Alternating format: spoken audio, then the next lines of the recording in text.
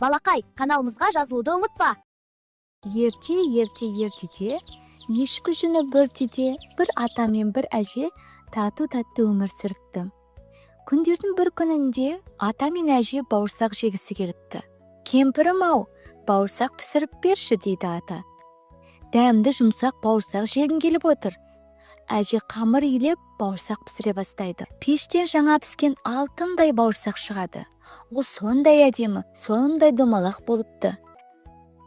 Бауырсақ бір кезде үстелден домалап түсіп, терезеден жүгіріп шығады.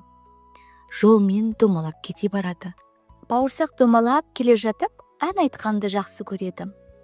Мен атамнан қаштым, мен әжемнен қаштым, сенен де қашып кетемін, домалап кете барамын. Жолда оған қоян кездесіпті. Қоян бауырсақты жегісі келеді. Сонда бауырсақ, қоян, мен саған ән айтып берейін дейді. Мен атамнан қаштым, мен әжемнен қаштым, сенен де қашып кетемін, домалап кете барамын.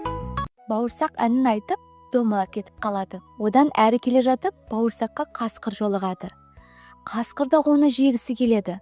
Бірақ бауырсақ қасқырға, қасқыр, мен саған өлең айтып берейін дейді. Мен атамнан қаштым, мен әжемнен қаштым, сенен де қашып кетемін, домалап кете барамын. Қасқыр аң-таң болып қалғанда бауырсақ домалап жүгіріп кетеді. Бауырсақ әрі қарай домалап келе жатып, аюды кездестіреді. Аю да бауырсақты жемекші болады. Сонда бауырсақ аюға, аю, мен саған керемет ән айтып берейін дейді. Мен атамнан қаштым, мен әжемнен қаштым, сенен де қашып кетемін, домалап кете барамын.